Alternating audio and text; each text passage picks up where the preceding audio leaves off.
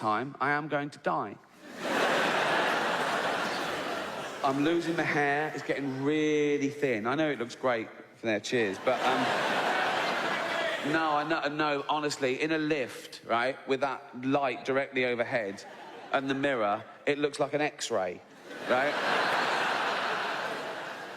I'm gonna have to buzz that off soon. I'd never wear a wig. Oh my God. Guys, if you wear a wig or a toupee and you think you've got away with it, you haven't. Everyone knows. Everyone knows immediately. My brain knows a wig has come into the room before I do, right?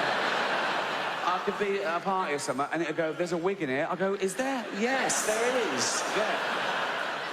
Spidey senses for the wig. It's only the little bit of the way they smile at you like there's nothing wrong. Telltale signs, isn't there? I was put off wigs for life, though, by my uncle Reginald. A great bloke. He's dead now. Died a few years ago, right? I was only little, right? But he went bald in his 20s, tragically bald. I mean, he started going bald and his hair fell out. It might have been something. It might have been alopecia or something. I don't know. But he was bald for 10 years, into his 30s, right? Turns up one day at our house, Elvis. What is... like... And I remember I was about 8, and I said to Auntie Edna, what happened to Uncle Reginald? And she went, it was a miracle. They were lying. They were just hushing. It was ridiculous. Everyone knew he was bald, right? But he'd embroiled his family in on the lie, so they had to lie as well. They're going, yeah, it just grew back. Yeah, it's amazing, right? And there's so many things he wouldn't do because he was terrified of the wig coming off, right? We weren't allowed balloons at parties, right? Auntie Edna said, yeah, Reg is allergic to balloons. He wasn't allergic to balloons. He was terrified one of us kids would rub one on our sweater, right? And his wig would fly across the room. We've got photos of him in the family album, right? And if he's at a wedding or a christening and he's holding a baby, he's always holding it at arm's length, like that. So he can't grab his wig. It must have been on his mind all the time, right? It was the only thing he feared, that wig coming off in public, and this ridiculous lie being exposed. He was in the army, he was hard as nails, wasn't scared of anyone or anything, spiders, snakes, roads, wasn't scared of cancer. How's the chemo going, Uncle? Not a problem. We got a photo of him, the last year, I think. He was 75. Yeah, must have been his last year he was alive, right? And it was a hot day, and he was in the garden in his little trunks, right? And he was a wizened little man by then, and white chest hair, jet black wig still. Died in it, buried in it.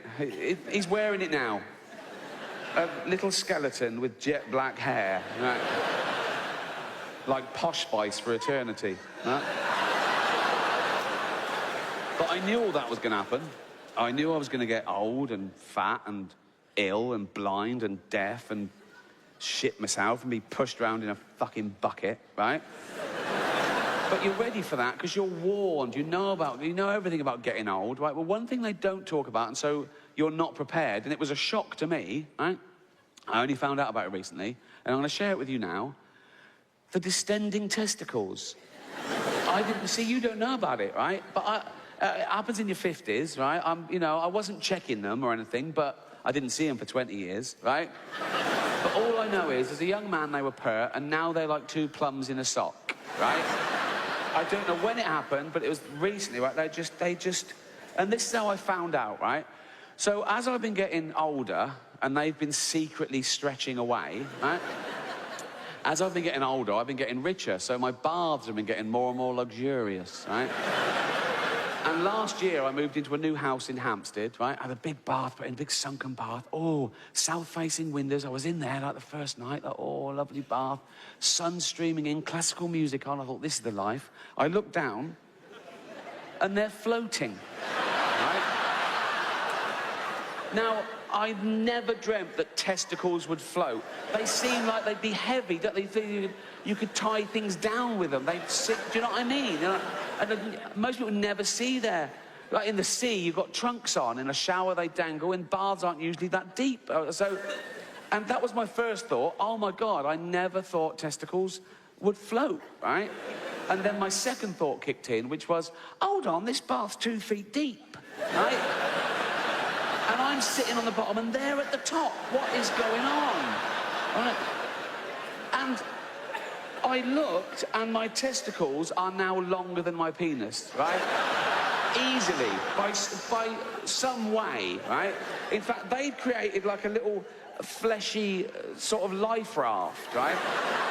My penis was dry, just nestled, just floating on top, like that, just bouncing around. I should have given it a little whistle. No, but I'm just looking at this thing, this is bizarre, fucking hell, right? And I thought maybe it's a fluke. So to test it, I held them under the water for a minute, and I let them go, and they bobbed up. They're really buoyant, right? So you try it when you get home, if you're in your 50s, right? And a man, obviously. Or Caitlyn Jenner.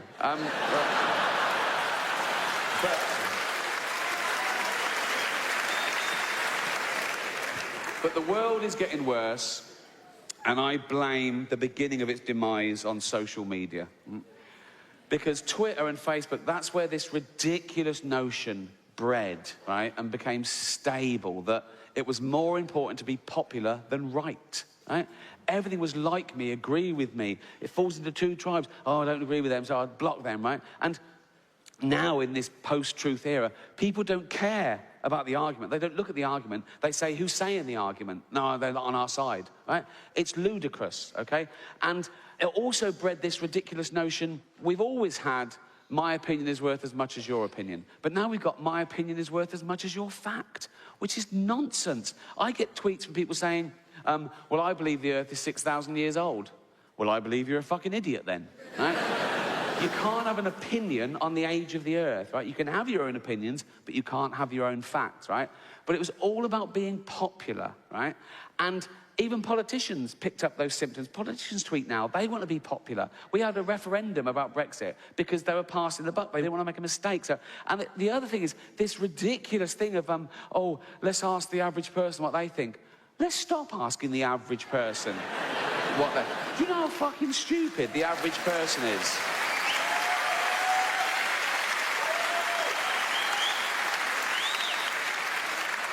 We still sell bottles of bleach with big labels on that say, do not drink, right? Let's take those labels off, right? For 2 years, and then have a referendum.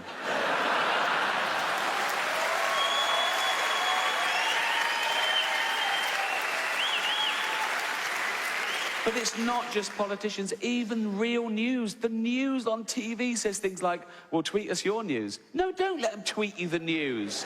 I saw Tyrannosaurus Rex, you liar, right?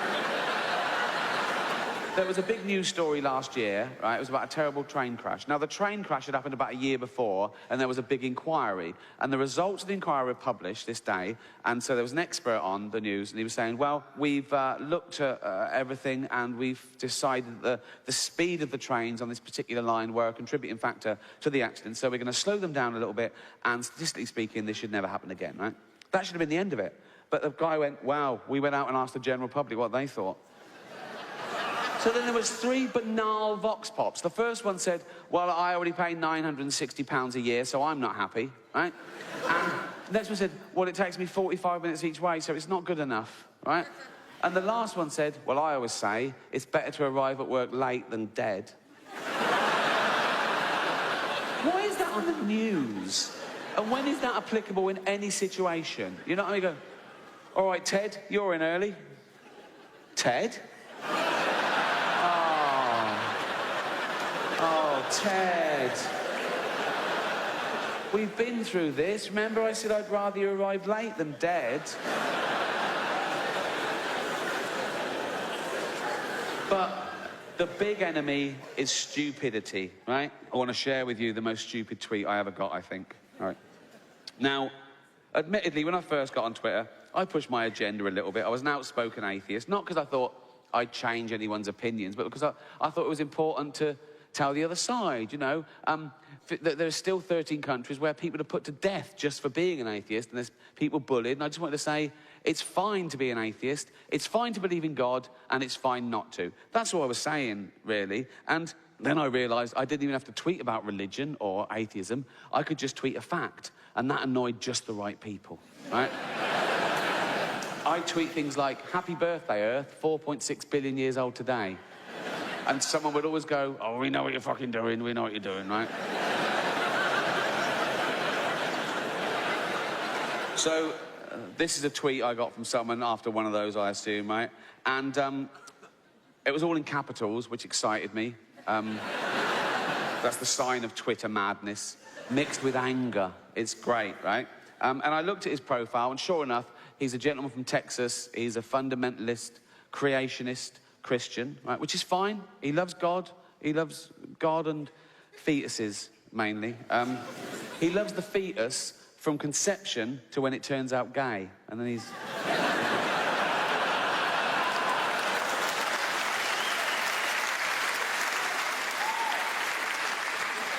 Right, so remember, it's all in capitals. He's shouting at me, right?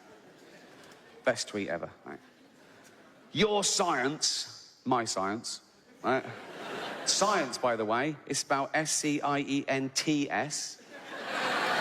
Already good, isn't it? I mean, he's obviously heard the word. He took a guess. Never seen it written down, because it's not in the Bible. So he's... Your science won't help you. Well, it will. It's helping him beam this little message up to a satellite and down to me. Your science won't help you when Satan... Of course he believes in Satan. Why wouldn't he? He believes that God made the universe in 6 days. You're not going to say to him, do you believe in Satan? And he's going to say, bit far-fetched.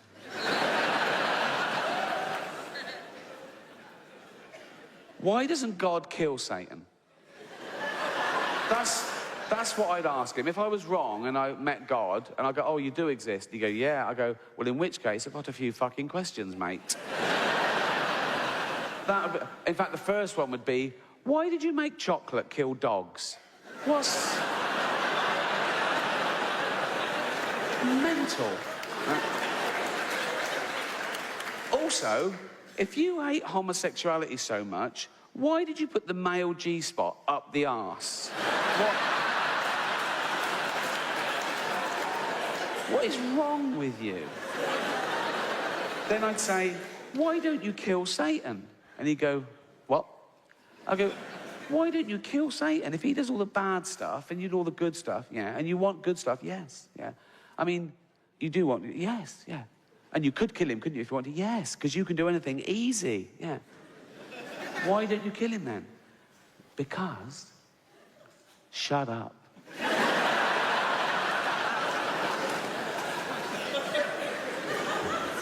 Your science won't help you when Satan is raping your British ass.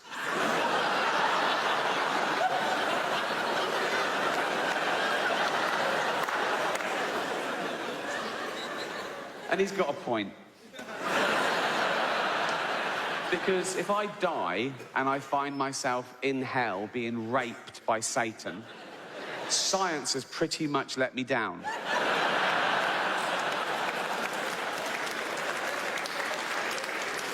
But it's this last line that he just throws away. This line that he signs off with makes this the best tweet I've ever received, right? Your science won't help you when Satan is raping your British ass. I'll be laughing. So, he's there too.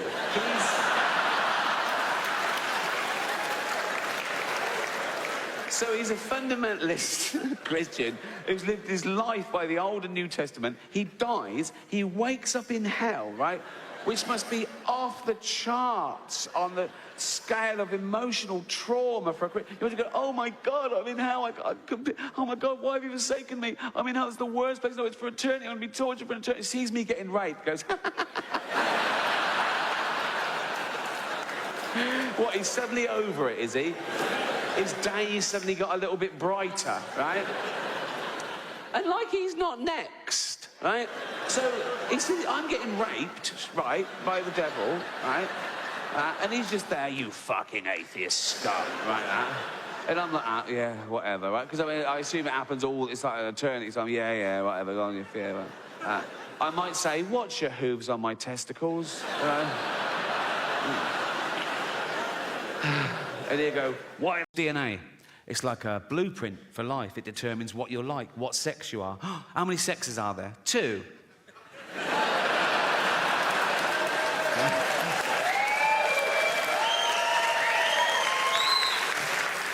Also, that's where he keeps his testosterone, so he's fucking well hard, right? And if you take a finger and flick a testicle, he's fucked. He's absolutely fucked. He's throwing up, he's on the floor, he's out of the game, absolutely kippered. Why are you putting it on the outside? For a laugh, just for a laugh. Artificial intelligence, the latest existential threat to humanity, the rise of the robots, so intelligent, they can teach themselves, they can teach each other, they can build each other, you know? Soon they know everything there is to know, and they hate us. Why wouldn't they, right? And they'll be so realistic, they'll walk amongst us, they'll go to work, right? You know when they're getting really human? When they start calling in sick. Mondays, I mean, they've learned all the tricks. They go, oh, I'm not coming in today. Why not? Oh, fed up. What's the matter with you? They sort of scan social media. ADHD. Self-diagnosed. They'll be in HR all the time, won't they? Be like, Ryan in accounts is robophobic. Why would he say? Call me a whiny plastic cunt. I think we should be allowed to insult robots when it's happened, you know, because we've made them to make our life easier, and that would get things off our chest, because it's bad enough, isn't it, with real people, you're getting in trouble, saying the wrong thing, people taking things the wrong way now, like, oh my God, oh, I made fat Linda cry today, oh, what happened? I just shouted out to her, then I remembered we only call her that behind her back. I'm sure people didn't used to get offended all the time when I was little. I might be remembering it wrong, but not grown-ups, not your parents, not your grandparents. They grew up dodging bombs and their firstborn having polio and the menfolk dying at 50 of lung disease. They could take a fucking joke, right? It was all about the wind-up. I used to wind up my mum all the time. This is a true story. When I went off to university, after about a week, I phoned home. My mum answered. She went, hello? I went, it's Ricky. She went, you all right? I went, not really. I'm in hospital. I think I'm blind. She went, what? I went, no, I'm only joking. Right? She went, you silly bugger. She went, I could have had a heart attack, right? And she's right. She could have had a heart attack. And I knew that. That's how committed I am to having a laugh. You're welcome. You're welcome.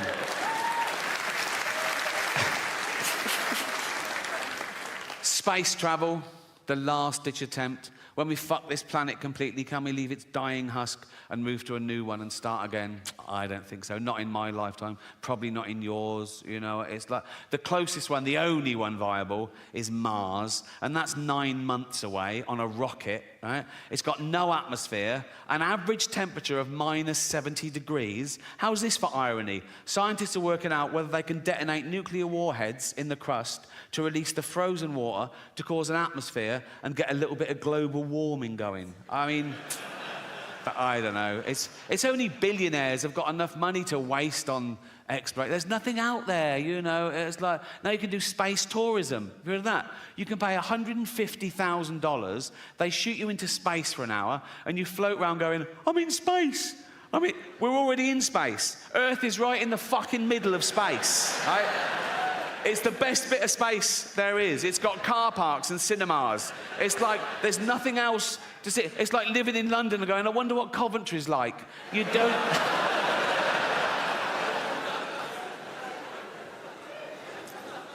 But I'm optimistic. I am. I think people care about the planet deep down. I think just that most people on the planet don't realise that most people on the planet are destroying the planet. Most people don't realise that in my lifetime, we've wiped out 70% of all animal populations. And what's left en masse on the earth of animals is 36% human, 60% farm animals just to feed humans, and 4% wild now. People don't realise that we have to tear down entire rainforests, the lungs of the earth, just to grow grain, to feed these cows, to feed Us. We steal grain from third world countries because they want hard currency. They can't even feed their own people. We take their grain, feed our cattle. Meat eaters. If you eat meat every day, if you gave up 1 day a week, we'd feed another 100 million people. But I think people care. It's out of sight, out of mind. Think of the animal that most people know, their dog. They love their dog. They wouldn't let anyone hurt their dog. And a dog is a cow, is a sheep, is a deer. People love their dog so much, they won't even watch a fictional thing where a dog gets hurt. And I get that. There's a website, it's a real website. It's called doesthedogdie.com, right? And it was set up because people would watch a film or a program with a dog in it, and something would happen to the dog, and they'd turn it off. It would ruin it for them. It would ruin their day, right? So this website was set up. You could go to it, you could put in any film or TV show and ask, does a dog die? And someone would answer you, no, or whatever. And it's become a thing for anyone's phobias. Anything you don't want to see in a film, you just look up the film and they answer your question, right? So I looked up one film on here, Schindler's List.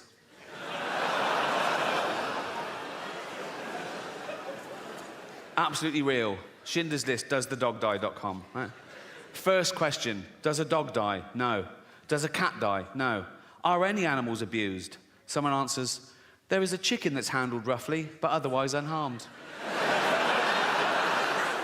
Now, I love animals more than anyone I know, but if I was Jewish, I'd be slightly offended by this avenue of questioning. Imagine that in real life. Imagine someone says, oh, yeah, my grandparents were murdered by the Nazis. You go, oh, what happened? Oh, they were dragged from their house and sent to the gas chamber. Oh, was a chicken hurt? What?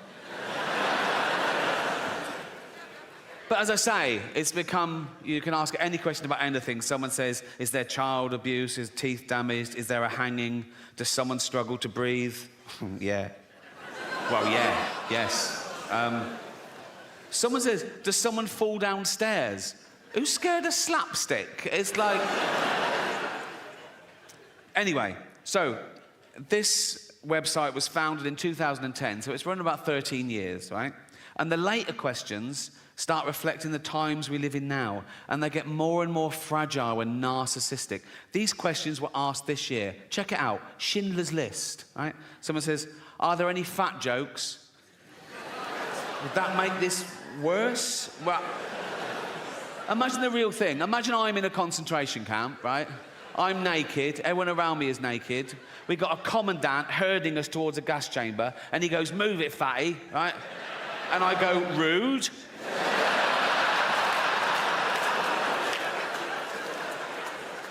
No, that has ruined the whole experience, if I'm honest.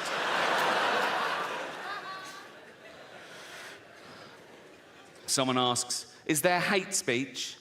Yeah, there is. Suck it up, Buttercup. Are there any man in a dress jokes? Very few jokes. If you've come to this film for a giggle, you're going to be very disappointed. But this one takes the biscuit for me. Remember, this is a movie set in the 1940s about arguably the worst atrocity in civilized human history. Check this out. Is someone misgendered? Fucking hell. This is quite sweet. Is there any anti-Semitism? Yeah. This is pretty much the mother load, right? Forget Kanye. This is off the fucking charts. Don't do that when you're talking about this. Fuck's sake. I was doing the graph. I'll do it like that. This is off the charts. That's... Wouldn't things have been different if that was Hitler's salute? The whole thing would have been... He goes like, it's Hitler. Like, hiya. This is interesting. Does it have a sad ending? Right? Someone says yes, and then someone else says no. And I thought about it.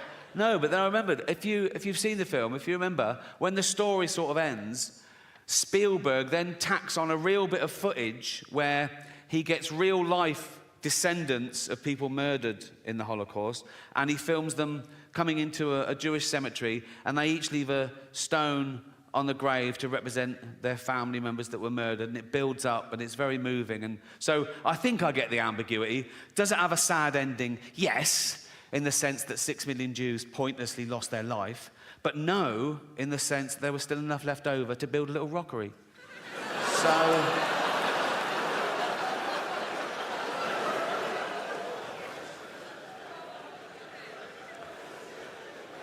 I asked one question myself on this. Is James Corden in it?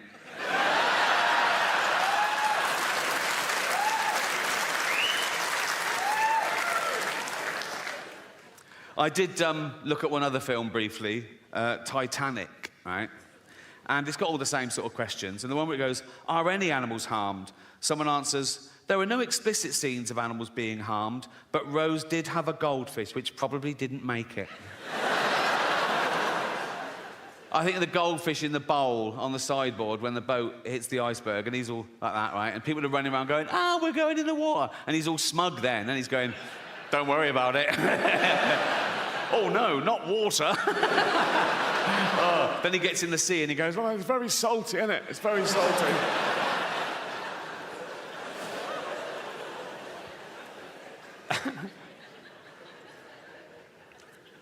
I'll leave you with a true story. It's still on the theme of Does the Dog Die?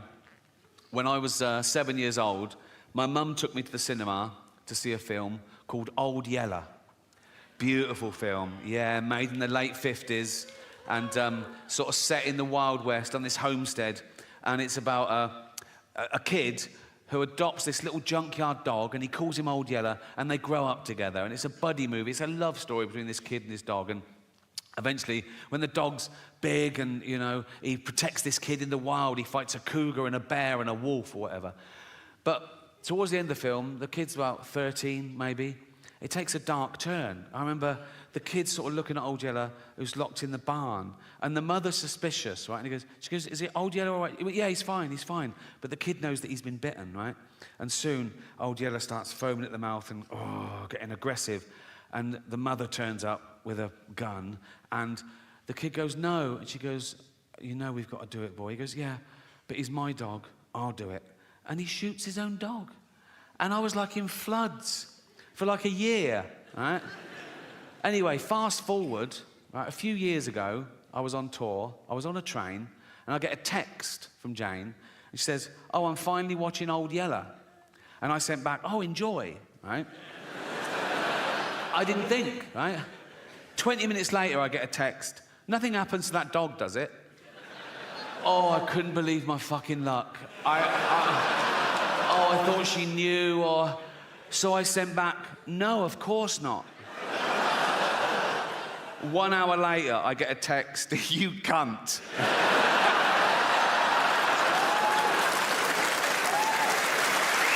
Thank you.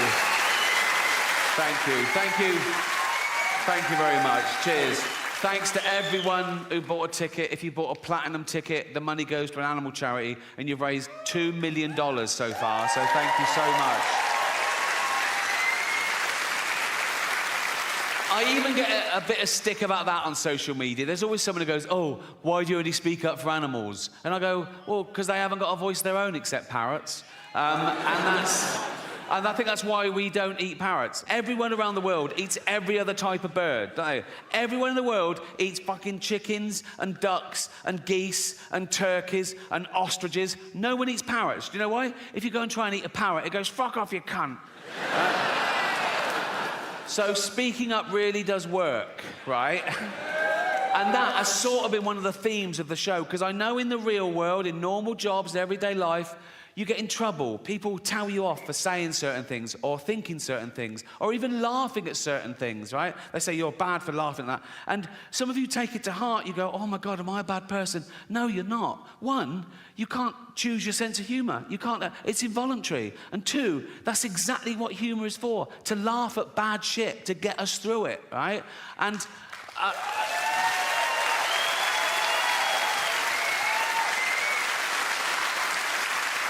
And we've established you can't even choose your own thoughts. How often have you been on a train station and you suddenly thought, what if I just pushed that bloke?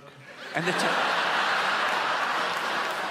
then you go, why have I thought that?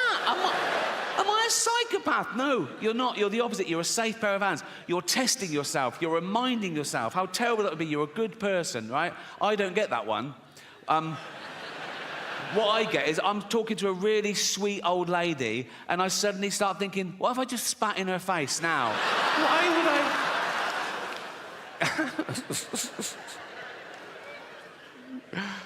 Another theme of it's not just going to happen to me, it's going to happen to all of you. Because the longer you live, the more shit you see. And you go, oh, fuck, this again, right? And the more burden you carry.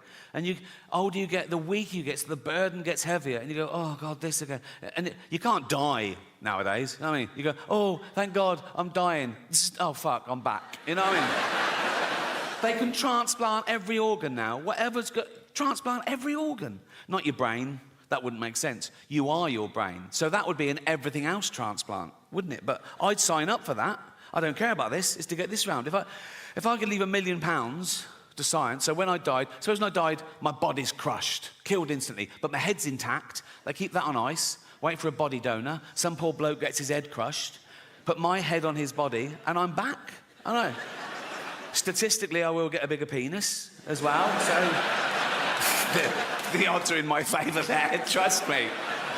I wake up in the future, I see the scar, and I go, oh, that's all right. You know what I mean? I go, oh, you've always wanted a big knob? I go, yeah, I've always wanted a big knob. I go, let's have a little bit of me time, shall we? And I start, but then every time I look down, I go, oh, that's not my knob. Do you know what I mean? I go, oh, that's not my knob.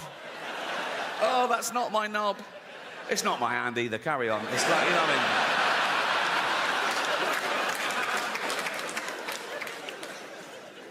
I was doing an interview a while ago.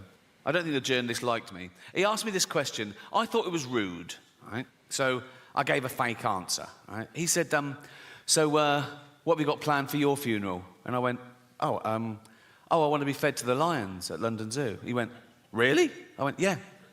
I want the zookeeper to take up my big, fat, dead, naked, bloated body in a wheelbarrow, right? Just dump it in the lion's den, doof, like that. Loads of tourists going, is that the bloke from The Office? Like that, right? And then 2 big lions come out and just start eating me. And lions, they start with the soft bits of the body to get inside to the rib cage. So they'd probably get a testicle each, wouldn't they? Because that'd be the easiest of it. By then, my testicles would be about a yard apart, so that'd be easy. They just start eating towards me. Like Lady and the Tramp, really romantic. So I said that as a joke, but he totally believed me. So much so that when he was writing up the article, he called London Zoo and asked them if that would be allowed, and they said, no, of course not, right? So when the article came out, the headline was, London Zoo refused Ricky's request to be fed to lions. Like I'm a fucking psychopath. My point is, you can't worry about what happens after you die. Don't live your life, let someone else worry about it. You're dead, you've done your bit, right? I know some people who really are stressed about what happens after they die, some religious people, and they believe in heaven and hell and all that. So now they're getting a bit, oh, have I been good enough? I mean, great, heaven's great, but hell, oh my God, what if I go to hell? And I go, there's no hell. It's made up to frighten kids. Like, my favourite horror film of all time is still the original Exorcist, right? First time I saw it on VHS, right? I was blown away. I watched it again straight away. I loved it, right? And there's a bit in that that's meant to be the really poignant bit. And I laughed the first time I saw it because it was the idea of the devil being this crass and childish. You know the bit. So, the little girl's possessed by the devil, and they're doing an exorcism, and they're throwing holy water on it. She's hissing, right? They're going, the power of Christ compels you. The power of Christ compels you. And at one point, the devil makes the little girl turn her head round, and he makes her say, your mother sucks cocks in hell. Right? And the bloke, she said, he's devastated. He's like, because he's thinking, oh, that's the real devil. So he knows, so it's true, my poor mother sucking cocks in hell, right? If scientists actually found the devil, I was wrong. There isn't it. They found the devil, they tested him, it was peer-reviewed, it won the Nobel Prize for fucking everything, because it would be the greatest discovery of all time, right? And I'd look at the science, I'd be mind-blown, but I'd go, well, you've got to follow the science. So, you know, yeah, I believe in the devil. I wouldn't even be belief, it would be knowledge. I'd want to meet him. If the devil actually existed, I'd want to see it for my... as long as I was safe, I don't know what makes you safe from the devil. But if he existed, we'd find out, wouldn't we? Like, vampires live forever, but now we know a bit of garlic really fucks them up. So we discover something, like if you put a devil in a cage with a sprig of parsley on top, he's weak or something, right? And I'd meet the devil, right? And I go for an order, and I go, he'd be there. I go, are you the devil? He'd go, yeah, right? And then he tried to hurt my feelings. And that was his best shot.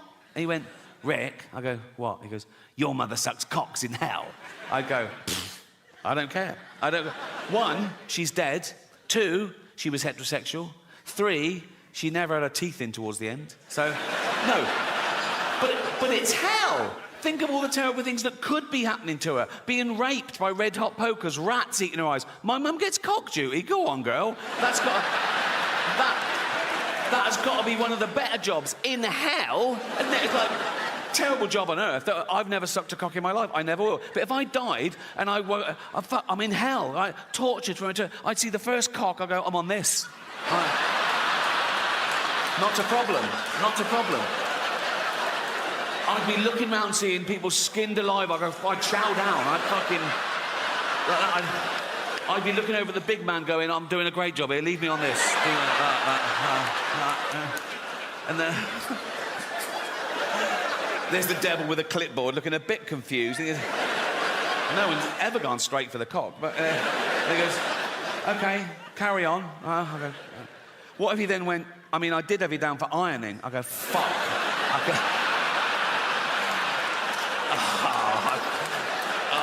I could have been ironing. Who's getting their cock sucked in hell? That's what I would. Because we're there for punishment, and that's a little treat. Do you know what I mean? It's like, I'd be there, right, thinking, feeling a bit smug, right, and I'm thinking, oh, this is great. Not great, but, you know, I'd be... But the devil's a trickster, isn't he? One day I'd go, I wonder whose cock this is. And I look up, oh, it's fucking Hitler. I'm fucking sucking Hitler's cock. How is this all right to do this in public? Because if I followed one of you home tonight and I shouted through your letterbox, sucking fucking Hitler's cock in hell, you call the police. But you've paid to hear me say this shit. Fuck you that. Oh.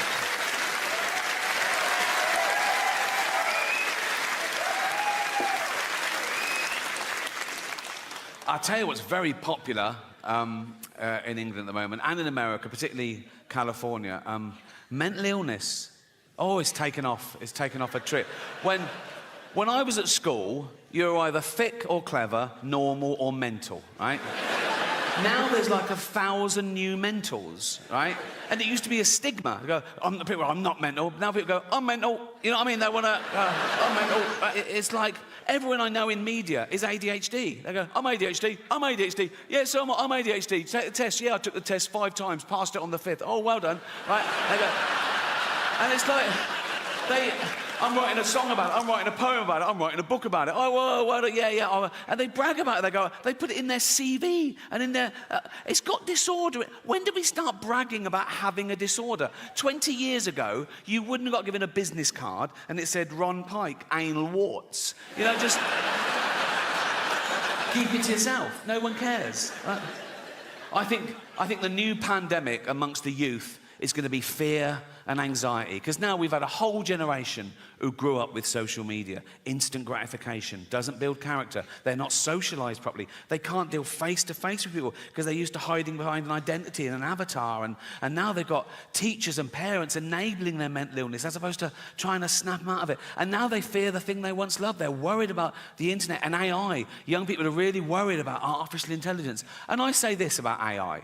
If it starts becoming a burden, switch it off, right? Like we did Nan. And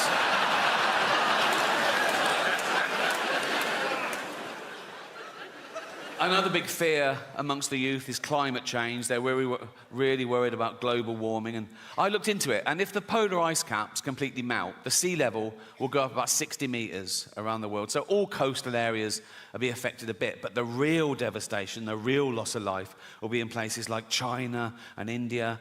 So relax. It's fine. But we all suffer from a bit of mental illness. We're all on the spectrum, aren't we? We've all got a little bit of OCD or anxiety or whatever. Like I'm a hypochondriac, right? Every morning I wake up and I think, right, what's wrong? Like, I go, what's that? That wasn't there yesterday. What's that? And I Google it. I think, what? And I catastrophize as well. So I Google it and the first sort of like 5 or 6 I'm fine with. Like it goes, it could be anxiety, yeah, could be lack of sleep, yeah, I didn't sleep. Could be lack of fibre, yeah, I'll have some more fibre. Could be lack of vitamin B, I'll get it. And then I just keep pushing it. Like it goes, could be cancer. I go, it's cancer. Once I came out of the bathroom and I went, Jane, I think I've got bowel cancer. She went, we had beetroot last night. I go, oh yeah, cheers.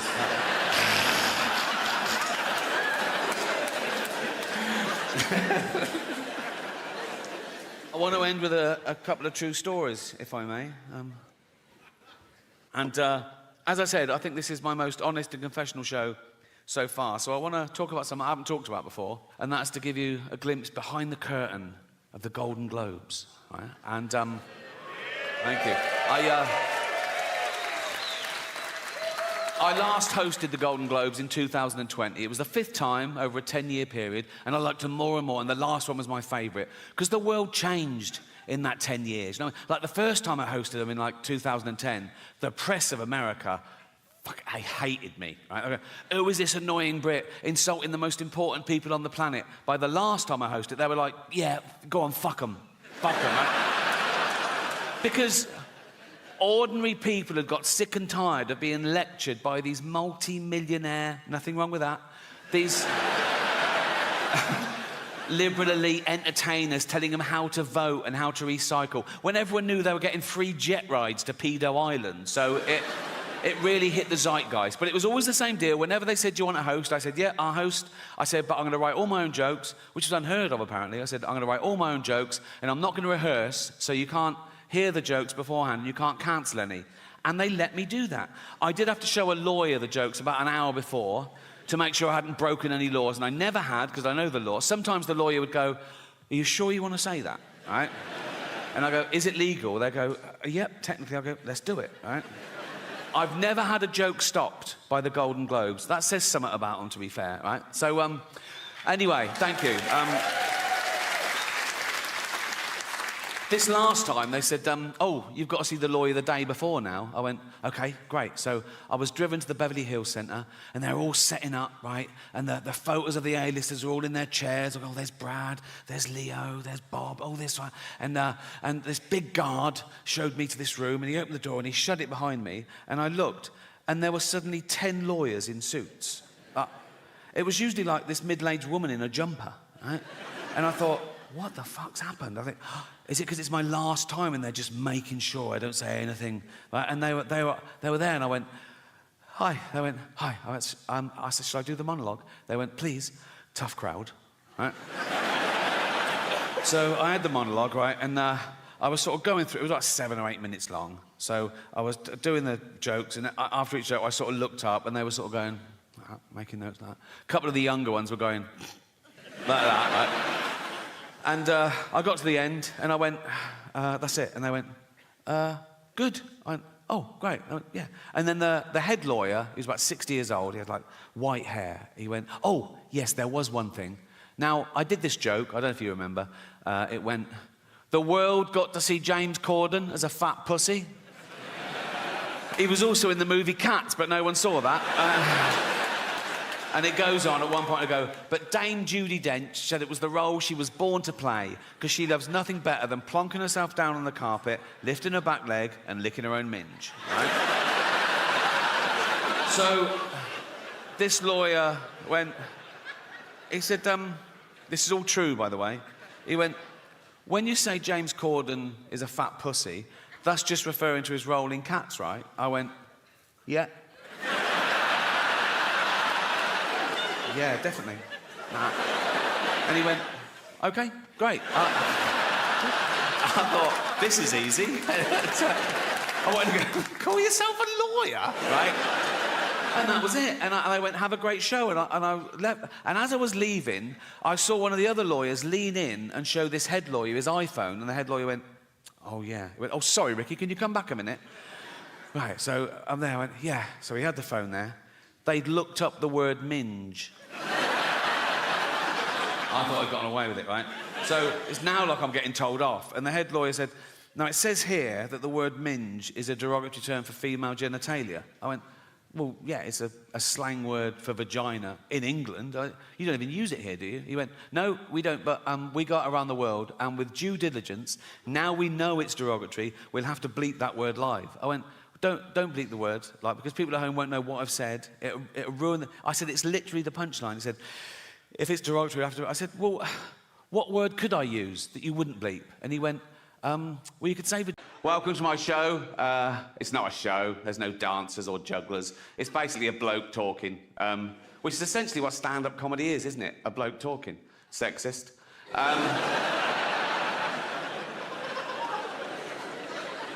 What about all the funny female comedians?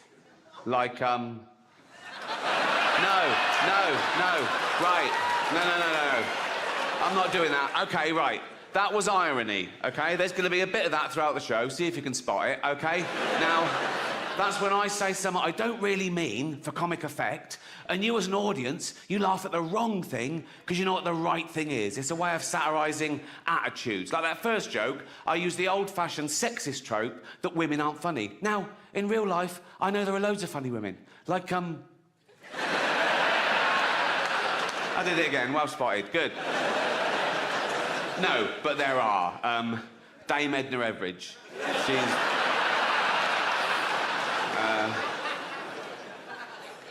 Eddie Izzard. She's brilliant, isn't she?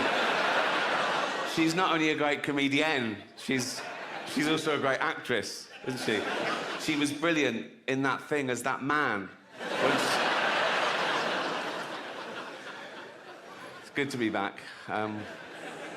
I fell back in love with stand-up on my last tour, Humanity. I played arenas around the world. Netflix bought it for a record amount. It was the most watched special of the year. I thought, everyone loves me now. Everyone loves me now. Then I got this tweet. Real tweet. Call yourself a comedian? He knows I do. Literally says the word in my Twitter bio. Call yourself a comedian? You're about as funny as... Now, I thought he was going to go for the jugular and say Miranda, or... Come on. Come on, guys. Don't... I'm joking. Right. Call yourself a comedian, you're about as funny as a fart at a baby's funeral.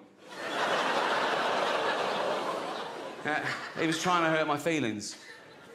But his big mistake was choosing something that would be fucking hilarious. As if that would... A fart at a baby's funeral. Big echoey church. Everyone just silently sobbing like that. Tiny little coffin. And someone farts, you'd laugh. Even if it was your baby. You know, no. If you're at the funeral, it's been dead a week, do you know what I mean? You're probably up for a giggle. Particularly if you're the father. If you're the mother, you probably still find it hard seeing the funny side of things.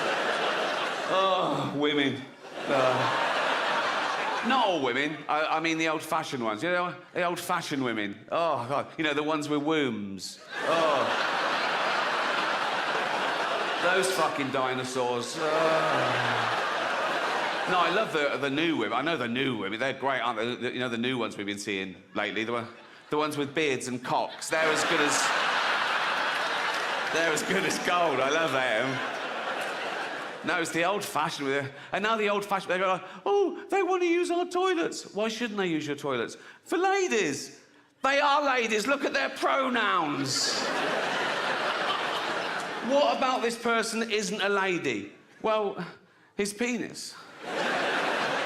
Her penis, you fucking bigot.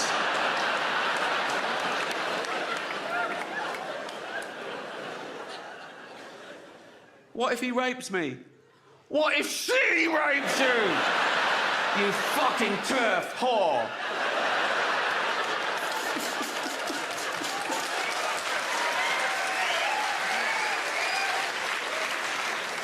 But that tweet sums comedy up, doesn't it? How subjective it is. How one person Some people can find them hilarious, some people find them the least funny person in the world. And when someone says to me about another comedian, they say, oh, they're not funny. Even if I agree with them, I stand up and I say, well, you can't say that. You've got to say, you don't find them funny, you know? And I hate it when people say, that joke was offensive. I gotta say, no, you've got to say, you found it offensive. Because it's all about feelings, and feelings are personal. And there's loads of types of comedy, and comedy evolves, you know? There's a new type of comedy at the moment called woke comedy, right? No, it's very progressive, you know? There are some clubs now where the comedian has to sign a thing saying he won't say anything contentious or he won't say anything that could offend anyone. It's a safe space for the audience. Woke comedy. And I tried to watch a bit of it, and I decided I'd rather watch Louis C.K. masturbate.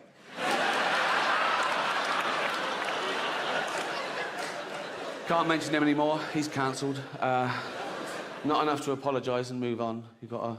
Like poor Kevin Hart. See, Kevin Hart, he got the job hosting the Oscars. It was his best day ever. He was on Twitter going, oh, I've wanted to do this all my life, right? And then someone found these 10-year-old tweets, right? That they were sort of childish, sort of shitty, homophobic tweets. It was about his son. He was mucking around. He said, oh, my son's doing so-and-so. I hope he's not gay. There was a massive backlash. He went, oh, sorry, I'm not homophobic, really sorry. He deleted them, right, and said, I'm really sorry. 10 years later, someone finds a screen grab and goes, look, he's done this. Oh, big thing. The Oscars go, oh, you've got to apologise again. He went, no, I've apologised. I can't keep apologising. And he's right. If there's no value to saying sorry and evolving, he might as well just tweet him again. Right? That's how I deal with shit. Anyway.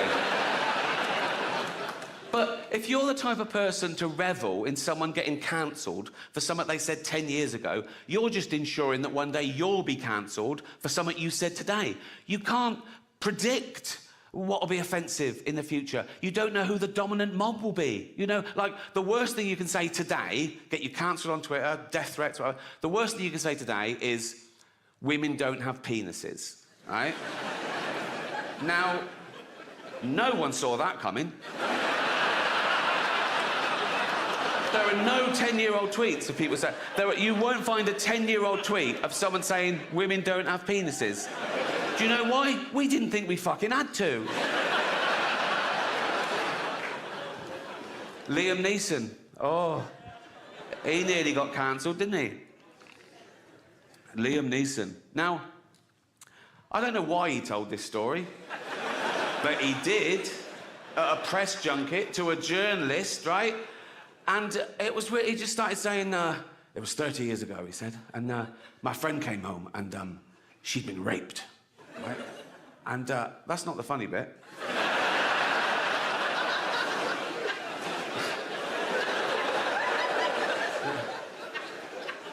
He said, she'd been raped. I said, what did the guy look like? He said he was a black guy. He said, so I got my cosh and I went out looking for the first black guy. He said, nothing happened. I came to my senses, right? But the weird thing about that story is, who has a cosh? Who is it? But it was touch and go. They cancelled the premiere that night because of the backlash and that people wanted the film to be deleted. And I get it. Some people can't separate the art form with the artist's personal life. Now, I know Liam. I've worked with him. He's a lovely man. He's definitely not racist. But when that broke, even I was like, oh, will I ever be able to find Schindler's List funny again? You know,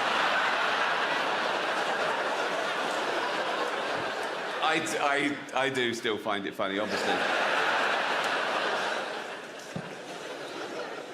But now there's so much outrage and we hear about it and it's taken seriously, you know? There's Oxbridge comedians writing for the posh papers, thinking of the rules of comedy. They're laying it down, laying down the law, right? And it's all stuff like, comedy should punch up. You should never punch down. You should never punch down. Sometimes you've got to punch down, like if you're beating up a disabled toddler. You know what I mean? If you punch up, you'll miss the little cunt and he'll win, you know? I like that joke because it highlights the difference between metaphorical punching down in jokes and actual punching down. But people nowadays want you to believe that words are actual violence, right? Now, you laughed at a joke about beating up a disabled toddler. No one got hurt. If I'd have actually dragged out a disabled toddler and started beating him up, you wouldn't laugh, right? That's why I dropped that bit. But these people are virtue signalling. They're trying to bring people down to raise their own status. And they say it's because, no, we're protecting minorities. Like, They're basically saying minorities haven't got a sense of humour, which is so patronising. And I get that as well, to what it's like to be outnumbered. In this country, we're still only 5% black, 5% Asian, 5% LGBTQ, you know, tiny numbers. Now, I'm a white, heterosexual multi-millionaire, right?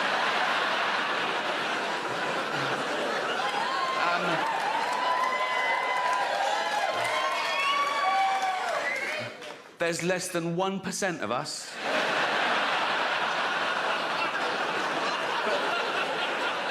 Do I whine? No. Do I don't mind. I just get on with it. Come on, Rick. Come on, Rick. Just keep I'm like Rosa Parks. Do you know what I mean? I'm like... Except I fought for the right to never have to take a seat on a bus. But...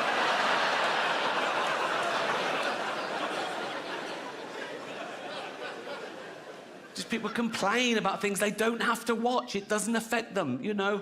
And, again, everyone's got the right to be offended and complain, but they've got to know that we're not trying to offend. That's not our aim, you know? We're trying to make you laugh. We're trying to give you a good time, and, you know, here's the deal, right? So I riff. If I say something tonight that's so offensive, so off that you've never heard anything so fucking off the charts in your life, right? Don't make a scene. Go to the box office after the show. They can't give you money back straight away, but there's a form you fill out with the complaint, and I take those away and I shit on them. So that's the rules of comedy.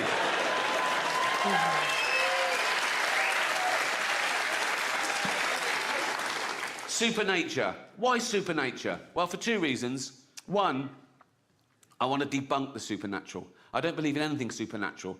I believe that anything that exists is by definition part of nature and is explainable. If not now, then eventually. Also, supernature, because nature is super enough, you know? It's amazing that we're even here discussing it. We're the only species that allows the universe to understand itself, right? The chances of us being here at all, the chance of you being you, existing now, the chance of that sperm hitting that egg is 400 trillion to 1. And I think life is like a holiday. We don't exist for 13.5 billion years. Then we have these 80, 90 years if we're lucky. Then we die, never to exist again. And some people are even offended by that. They go, you can't say that. It can't be chance. It's too good. Someone must have made it all. And, you know, I'm too special. I can't just not exist. I'll live again. I'll go to heaven, I'll be with my friends and family, or I'll come back as a spirit and I'll walk amongst you, or I'll be reincarnated, I'll come back as someone else. That'd just be someone else. That's all that's happened. You're not involved. That is just someone else, right? Many people believe in reincarnation, of course. Some people even claim they remember who they were in a previous life. There's a society in America, of course, in California, of course, right? And they remember who they were in a previous life. And they're always someone pretty special in their previous life. Not so much in the life they've got now, right? But I saw a documentary about it, and every year they have a come as you were party, where they go dressed as the person they were in history. 2 Napoleons. So, at least one of them is fucking lying. No reincarnation, no ghosts. Have you seen all the ghost hunter shows? Oh my God, hundreds of ghost hunter shows, years and years. Celebrity ghost hunter, all around the world, thousands and thousands of hours of footage. They've never seen a fucking ghost. Not what, it's all like, oh, what was that? Was it that I was just the, no, not the... Oh, did you hear that? Was it just that? Was it you? Oh, no, no. Imagine if wildlife programmes were like that. Imagine watching David Attenborough all these years, and everybody goes, here, on Kilimanjaro, we see the... Oh, that's not...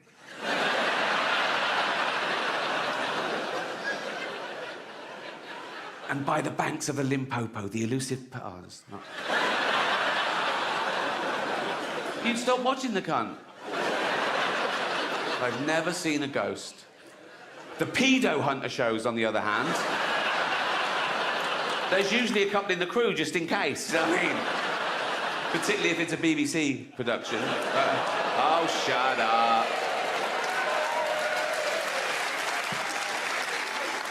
There's no reincarnation, no ghost, no heaven, I believe. People can't get over that. People quiz me on Twitter when they find out I'm an atheist. They go, what, you don't believe in God at all? I go, no. Do you pray? I go, no. They go, why don't you pray just in case there's a God? And I say, why do you put garlic over your door just in case there's a Dracula, right? And I've got no problem with praying, you know. I know loads of nice Christians and Muslims and Jews, and if one of my family is very ill, they always say, oh, I'll pray for them. And I always say, oh, thanks very much, because it's a nice gesture. If they said, oh, we also cancelled the chemotherapy, I go, don't do that, don't do that. Pray, fill your boots, son, but let's do the praying and the chemotherapy, shall we? My last special only dropped on Netflix the Christmas before last, and in that special, I talked about the previous special going to #1 because of all the complaints. And the silly cunts did it again. When will they learn? It's like, honestly, it's like, ban it from the #1 everywhere. My name, like, trended for 3 days that Christmas. I wasn't the only comedian who trended that Christmas. Do you know the comedian Rosie Jones? She's got cerebral palsy, and she was on a TV quiz show, and the trolls came out on Twitter going, she's not funny. People saying, you're only saying that because she's disabled. You're only defending her because she's disabled. Sort of back and forth, right? But that wasn't her biggest controversy of the year. This is a true story. Earlier that year, Rosie Jones made a documentary for Channel 4 about her condition, her plight, some of the trolling she gets, some of the insults she gets called, right? And she provocatively called the documentary, Am I a Retard? Yeah, great. Power to her, right? Now, the people who complained were disability campaigners. They had a go at her. They went, you can't use that word. She went, what? Why? I said, because you're physically disabled. That's a derogatory term for people with mental disabilities. If you want to use a derogatory term, you should use one that describes your particular condition. So basically, Rosie Jones said, am I a retard? And disability campaigners said, no, you're a spastic. That's harsh, isn't it? I mean, it's context. She was using it to empower people. She was called that. She didn't go, no, that's not me. She sort of embraced it and, you know, reclaimed the word. So disability campaigners are saying, no, you've got to be very specific, right? Only people who are actually retarded can use the word retard, right? But who's going to tell them? You know what I mean? Who's going to... You're not going to go into a room and there's like, Bubba sort of lying on the floor, crying in, right? And you go, all right, Bubba. He goes, yeah. Oh, no. No. It's a tightrope. He goes, yeah. You go, you know you can say retard. Why? Think, you thick cunt. Just think.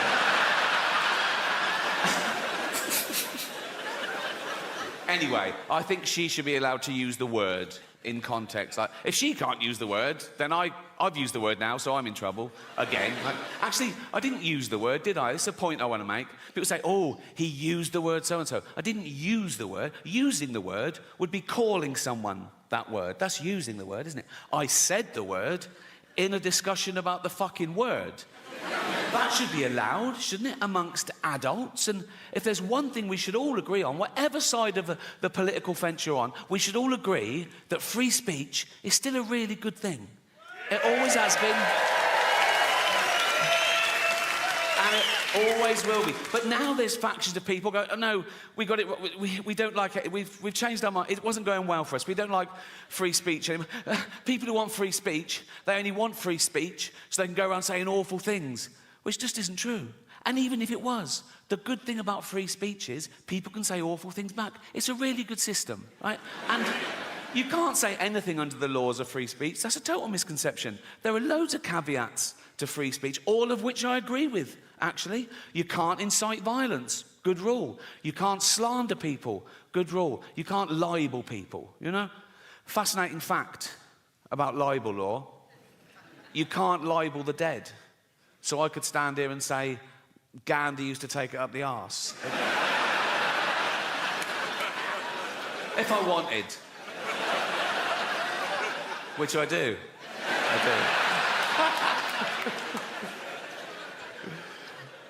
But free speech is the most important human right there is. It's the right from which all other rights come. Without free speech, you couldn't have human rights, you know, and We've got free speech, in theory, in this country for a little while longer.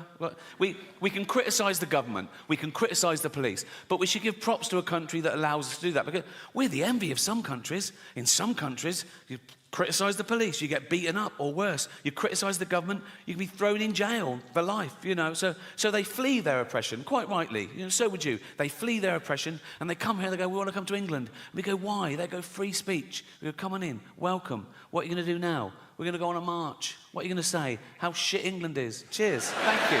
Thank you. That is their right. But I'm too old now not to say what I want, you know. I want to say and do what I want all the time. I want to do my favourite thing all the time. I don't even like doing my second favourite thing if I think I could be doing my favourite thing. Do you know what I mean?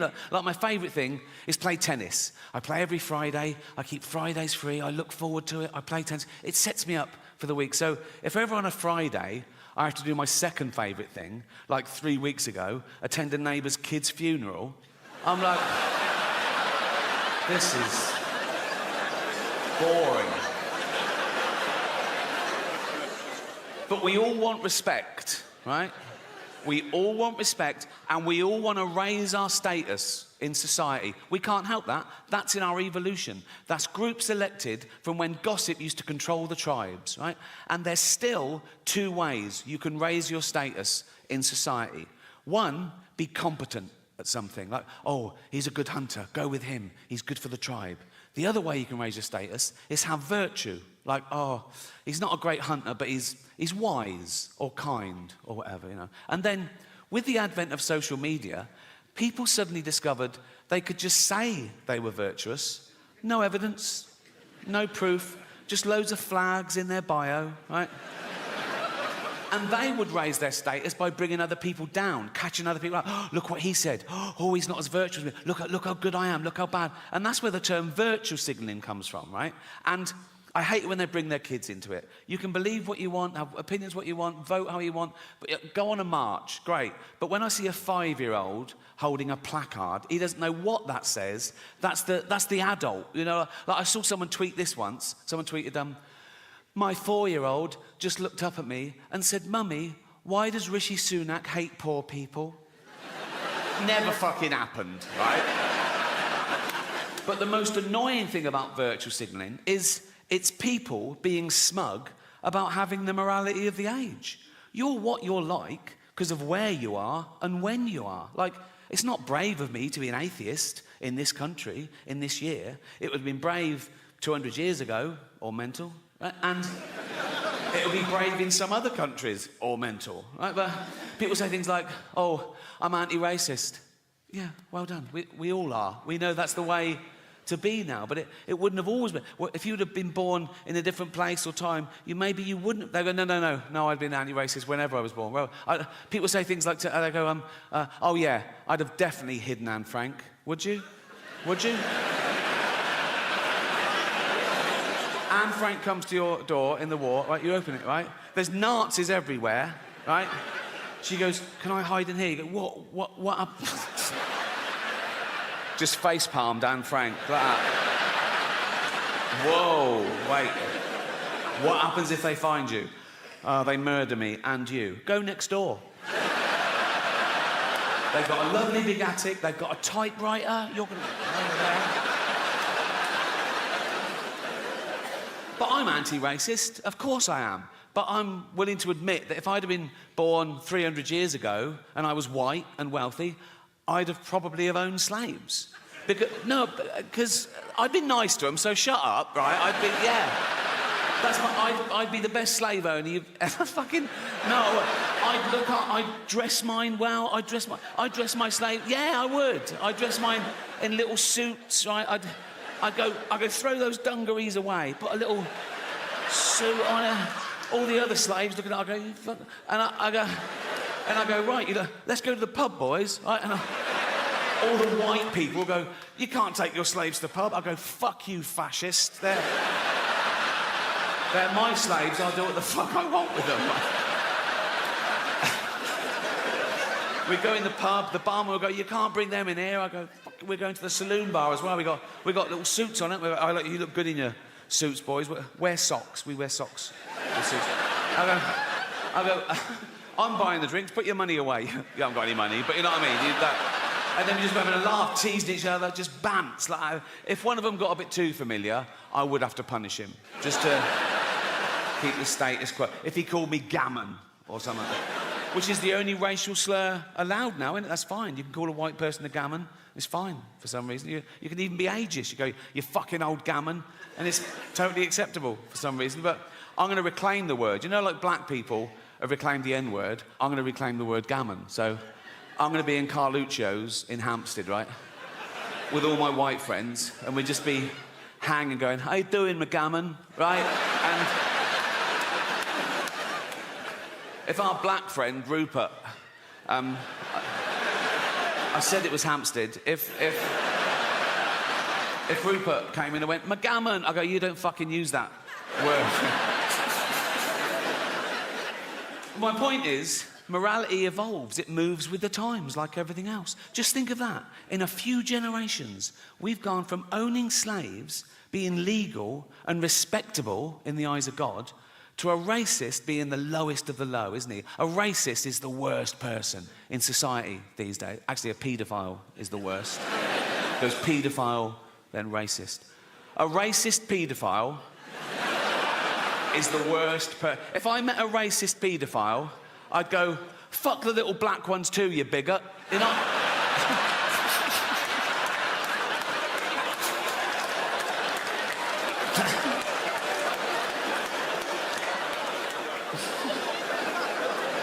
That's fine, that's fine, it's fine.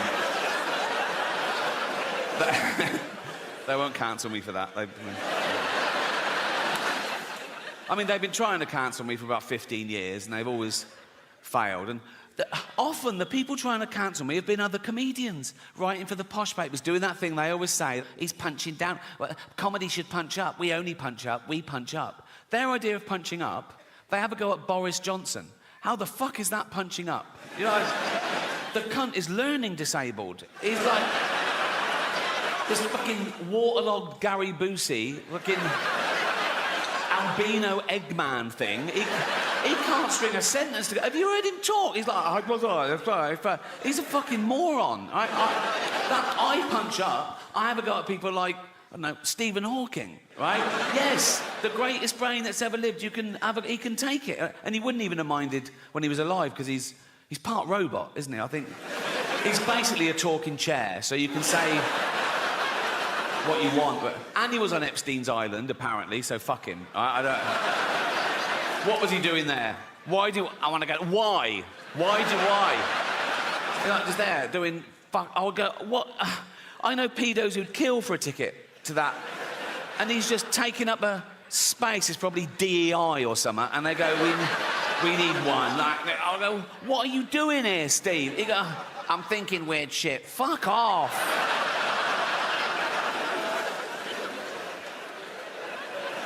That is probably a hate crime. That is. It's a big buzzword at the moment, isn't it? Hate crime. Whatever happens, someone always goes, oh, was it a hate crime? Why? Makes it so much worse. Does it? Why? If I was just walking home tonight and someone randomly jumped me, beat me up, mugged me, stabbed me, threw acid in my face, I wake up in intensive care, beep, beep, beep. I open my eyes through the bandages. There's a policeman. He goes, Miss Gervais. I go, yeah. He goes, we just want to let you know it wasn't a hate crime. I go, oh, thank God for that. Pretty hateful, isn't it? But no, a hate crime is something that's based on your race, disability, sexuality. So a guy with a gun, he wants to kill someone at random. He sees a crowd. He goes, eeny, meeny, miny, mo, bang, kills someone dead. He goes to court. The judge goes, why did you kill that person? He goes, no reason. The judge goes, so you're not a bigot? He goes, oh, no. The judge goes, ah. 10 years. Right? Some other guy's got a gun. He goes, I fucking hate dwarves. Right? He sees a little dwarf. He takes aim, bang, kills the dwarf dead. Right? He goes to court. The judge goes, why did you kill that dwarf? He goes, because I hate the little cunts. Right? The judge goes, you're a bigot. 20 years. Now, he shouldn't get more for shooting a dwarf. If anything, it's a harder shot, isn't it? If I was that judge. I go, what, you shot a dwarf at 100 metres, yeah? Fucking props, that is 5 years in the army. Get him in the army. I feel bad about that joke because I was reading about the tough time dwarves have had through history. Like, in medieval times, they used to torture them and kill them. They used to put them in barrels with spikes and roll them down the hill for a laugh, right? And then in Victorian times, they'd stick them in the circus and make them do dangerous fucking things. And then as late as the 1980s, right, I remember colleges used to have events like dwarf throwing, where they were like darts on a thing and...